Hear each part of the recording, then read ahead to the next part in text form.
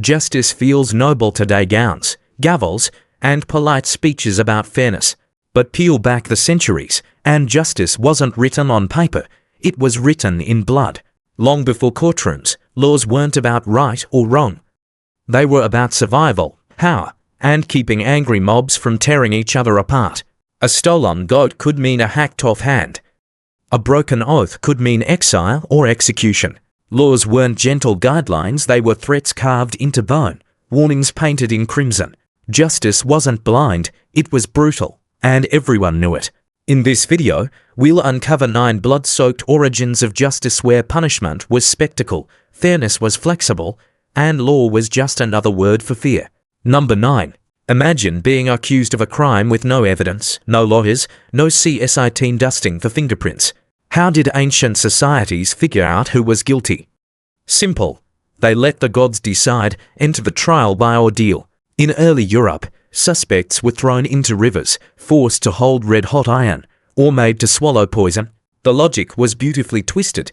If you were innocent, divine power would protect you. If not, well, hope you enjoyed your last bath. One favorite was the water test. The accused was tossed into a river. If they sank, they were innocent but often drowned. If they floated, congratulations, you were guilty, and now facing execution. Heads they win, tails you lose. To us, it looks like barbaric nonsense, but for ancient communities, it was efficient. Ordeals turned invisible crimes into public theatre. The spectacle itself reassured people that justice, however unfair, was served. What's eerie is that ordeals worked in a dark way. Fear of facing them pressured people into confessions, which kept the system alive. So next time you complain about jury duty, remember, at least nobody's making you grab a red-hot iron to prove your innocence. Number 8. Before courts, justice was a family business. If someone from another clan killed your brother, you didn't call the police, you sharpened your blade. Justice meant blood for blood, eye for eye, tooth for tooth. These were the blood feuds and vendettas that shaped early societies. Entire tribes could get locked into cycles of violence lasting generations. One insult could spark decades of revenge killings. The message was clear: harm one of us, and you've declared war on all of us. This wasn't random chaos, it was law. In its earliest form, revenge was regulation. Fear of retaliation kept people in line, because breaking the rules meant unleashing an avalanche of blood. Over time, leaders realized endless feuds drained resources. So they invented systems of compensation: money, livestock, land to settle blood debts without slaughtering whole villages. But echoes of blood feuds linger today. From mafia vendettas to online cancel wars, humans still default to "you hurt me, I'll hurt you." Civilization polished the rules, but the instinct is the same. We confuse vengeance with justice. Number 7. If justice had a greatest hits album, the Code of Hammurabi would be track 1. Carved into stone around 1750 BC in Babylon, it's one of the oldest legal codes we know. And it didn't whisper, it shouted, in granite: mess up, and you will bleed. The code covered everything from theft to farming disputes, but what made it famous was its brutal clarity. An eye for an eye, a tooth for a tooth. Break another man's bone. Your bone gets broken, kill someone's son. Yours will be executed equality, Babylon style. But Hammurabi's code wasn't just about cruelty, it was about control. By standardizing punishment, the king kept order in a sprawling empire. Citizens didn't have to rely solely on vendettas. They could point to the stone and say, "The king says this is justice." It turned revenge into a state monopoly. Still, the law was far from fair. Punishments depended on class. A noble and a commoner committing the same crime could face wildly different fates. Justice wasn't blind, it peeked into your wallet first. So while Hammurabi is remembered as a pioneer of law, his code was less about fairness and more about branding power into stone. In his world, law wasn't ink on paper, it was blood etched into empire. Number 6. When words failed, swords spoke. In medieval Europe, justice sometimes meant a duel to the death, trial by combat. The logic was bizarrely simple: God would grant victory to the innocent. If you lost, well, apparently heaven didn't like your case. Accused of theft, murder, treason, you could demand combat or have a champion fight for you. Nobles loved this option instead of messy courts.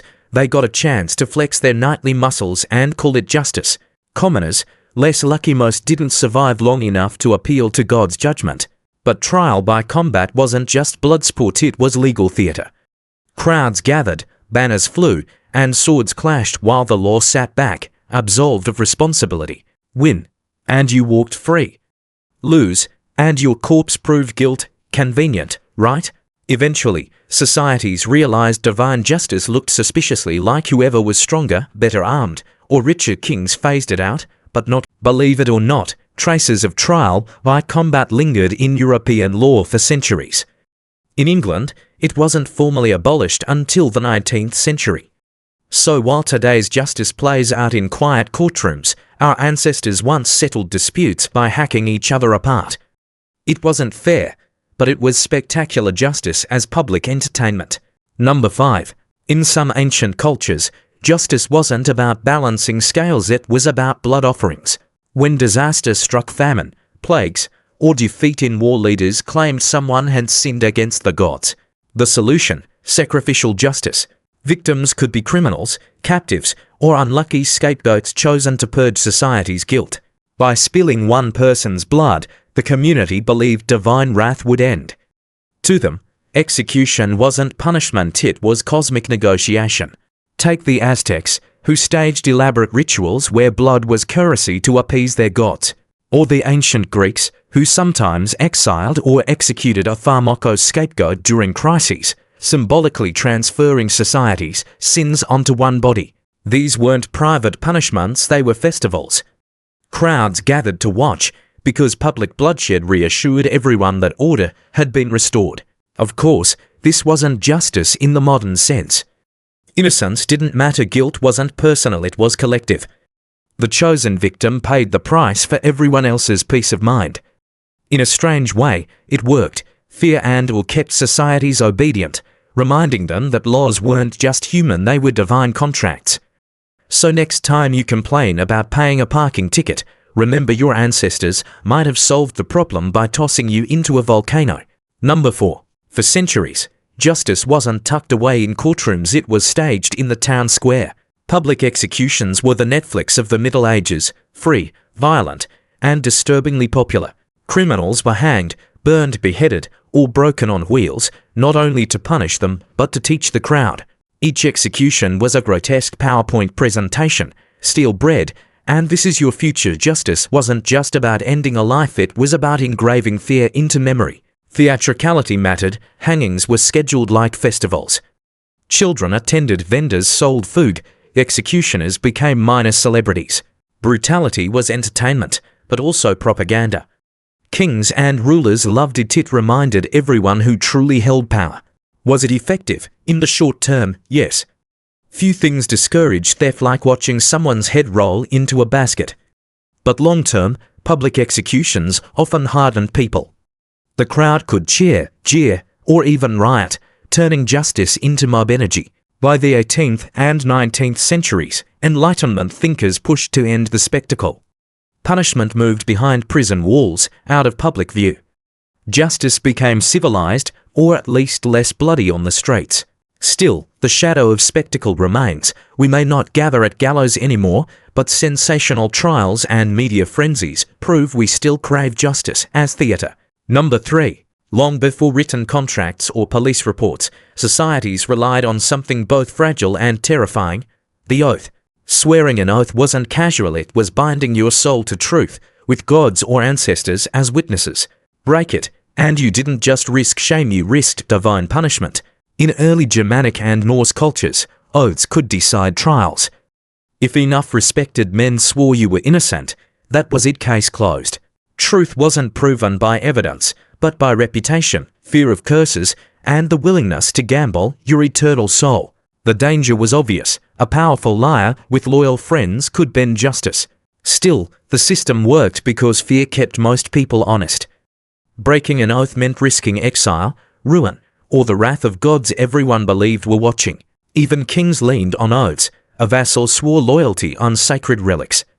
A ruler swore to protect his people. Law wasn't ink, it was breath, spoken aloud and sealed by terror.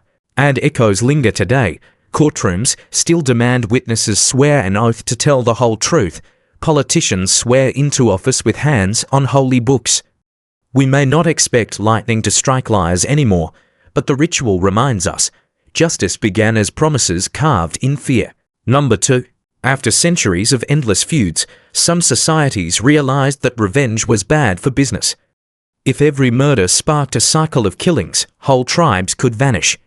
The solution: Wergild, literally man price. In early Germanic law, every person had a value. Kill a noble, pay a fortune. Kill a farmer, still costly, but less. Even injuries had price tags. A finger, an eye, a tooth each came with a set fee. Justice wasn't about fairness, it was about economics. Blood was expensive, so better to settle with silver than swords. This system wasn't perfect. The wealthy could buy forgiveness, while the poor paid with servitude or further violence. Yet compared to endless vendettas, Wergild was progress. It turned vengeance into transaction, reducing chaos into negotiation. It also revealed something uncomfortable. Justice was never blind. It counted your worth in livestock or coins. Your life had a price, stamped by class and power. Strangely, the logic still lingers. Modern insurance payouts, settlements, and compensation systems echo this ancient practice. We've traded goats for legal fees, but the principle remains. In the end, justice often comes down to numbers. So while your ancestors weighed lives in cattle, today we do it with spreadsheets, different tools, same cold math. Number 1. Before kings, courts, or written codes, justice wasn't seen as human invention, it was divine will. The gods, ancestors, or unseen spirits were thought to hold the scales. Humans didn't make laws, they discovered them in rituals, omens, or the pronouncements of priests. In Mesopotamia, rulers claimed their laws were handed down by the gods themselves. In Egypt, justice was mat, cosmic balance that even pharaohs had to uphold. In ancient Israel, laws were carved as commandments, holy decrees beyond debate. Break them, and you weren't just defying society, you were defying the universe. This system gave laws ultimate authority. Who could argue with heaven?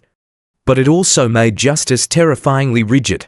Punishments were absolute, often brutal, because mercy meant undermining divine order. If a crime angered the gods, only blood, exile, or sacrifice could restore balance. The irony, claiming laws were divine made them both untouchable and manipulable. Priests, kings, and prophets could insist their commands came from higher powers. Obey or be damned, literally. Even today, echoes remain. Swearing on holy books, framing laws as natural rights, or appealing to higher justice all trace back to this belief. Justice began as a voice from the heavens, carved into blood and stone. So there you have it, the bloody origins of justice. From ordeals by fire to duels in the dirt, from blood debts to divine decrees, law was never clean. It was survival painted in red, power disguised as fairness. We like to think justice today is civilized, but its roots remind us. Every law is born from fear, control, and the desperate need to keep chaos at bay. The courtroom may be polished, but the shadows of blood still linger behind every rule. So the question is, are we freer now, or just better at hiding the chains? If this video made you curious, hit like, subscribe, and join us next time. Because the darkest stories are often the ones that built the world we live in.